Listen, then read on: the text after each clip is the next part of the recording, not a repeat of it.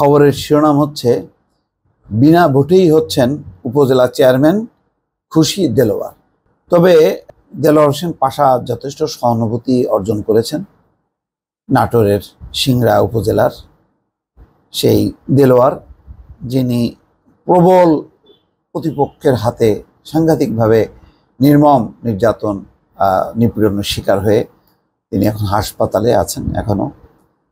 এখন তিনি খুশি হলেন যে যেহেতু সেই তার উপর হামলা করেছিল যে অভিযোগ, যে রুবেল প্রতিমন্ত্রী পলকের শ্যালক, পরিস্থিতি বেকায়দায় হওয়াতে তিনি প্রত্যাহার করে নিয়েছেন।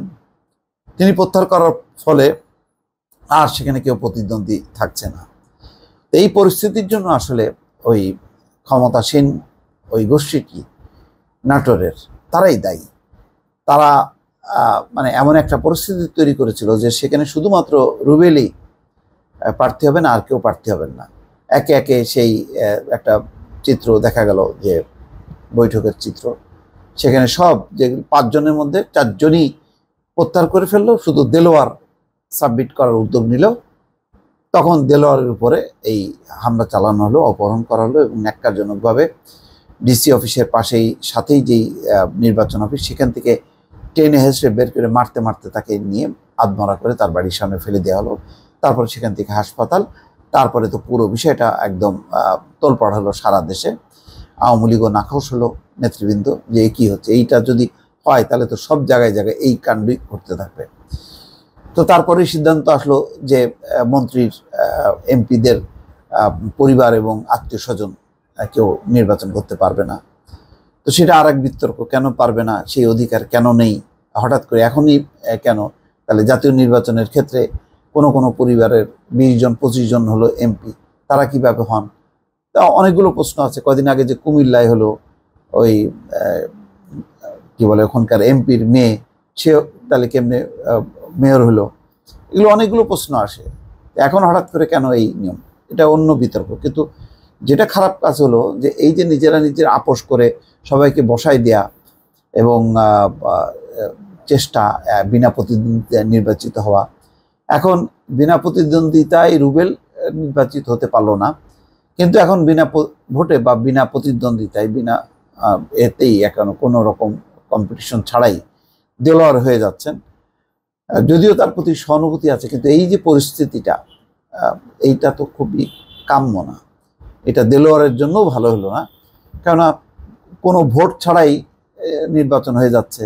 এত মানে কি দাঁড়াচ্ছে? এমনিতেই একদল ভোট করতেছে, সেই ভোটটাকে একটু জমজমট করার জন্য সব নেতা কর্মীদেরকে বলা হলো যে তোমরা যার মতন করে করো। সেটাও এখন করতে পারছে না অনেকে, এই কেউ তার মধ্যে এই যে দেলোয়ার হোসেন পাশা চলে আসলো, তার অবস্থা। তো এখন নির্বাচনে মনোনয়নপত্র দাখিলের কারণে আর এক প্রতিদ্বন্দ্বী প্রার্থী, তথ্য ও যোগাযোগ প্রযুক্তি প্রতিমন্ত্রী জুনায়েদ আহমেদ পলকের শ্যালক লুৎফুল হাবিব, রুবেলের লোকজন তাকে তুলে নিয়ে নির্যাতন করে। এই ঘটনায় দলীয় চাপ আর তুমুল সমালোচনার মুখে পড়েন প্রতিমন্ত্রী পলক। এ কারণে পলক তার শ্যালক রুবেলকে মনোনয়নপত্র প্রত্যাহারের নির্দেশ দেন। রুবেল মনোনয়নপত্র প্রত্যাহার করে নেবেন বলে আজ রোববার এক ভিডিও বার্তায় জানিয়েছেন। ফলে বিনা প্রতিদ্বন্দ্বিতায় উপজেলা চেয়ারম্যান হতে যাচ্ছেন নির্যাতনের শিকার আওয়ামী লীগ কর্মী দেলোয়ার হোসেন পাশা। এখন রাজশাহী মেডিকেল কলেজ হাসপাতালে চিকিৎসাধীন। রোববার বেলা 3টার দিকে হাসপাতালে গিয়ে দেখা যায় বিছানায় বসে আছেন দেলোয়ার। বা চোখ এখনো লাল হয়ে আছে। বিছানায় বেশ কয়েকটি খবরের কাগজ ছড়ানো ছেটানো। আশেপাশে সিংড়া থেকে আসা 10-12 জন সমর্থক বসে আছেন। হাসপাতালে বিছানায় বসেই দেলোয়ার সার্বিক বিষয়ে আজকের পত্রিকার সঙ্গে কথা বলেন। তিনি বলেন, উপজেলা চেয়ারম্যান হওয়ার স্বপ্ন তার দীর্ঘদিনের, যদিও আগে কখনো কোনো নির্বাচনে অংশ নেননি। তো একবার ইউনিয়ন পরিষদের চেয়ারম্যান পদে নির্বাচনের প্রস্তুতি নিলেও দলীয় চাপে নিতে পারেননি। এবার বিনা প্রতিদ্বন্দ্বিতায় উপজেলা চেয়ারম্যান হতে যাওয়ার খবরটি তিনি আজই দুপুরে শুনেছেন। খবরটি শুনে তিনি খুব খুশি। তো এটা কোনো ভালো দৃষ্টান্ত হলো না শেষ পর্যন্ত। মানে একটা এই যে দলের কোনো নিয়ন্ত্রণ এবং কর্তৃত্ব প্রভুত্ব থাকার যেই ফলাফল, এটা মানে নাটোরের সিংড়া একটা তার উদাহরণ হয়ে থাকবে। দর্শক ভালো থাকবেন, আল্লাহ হাফেজ।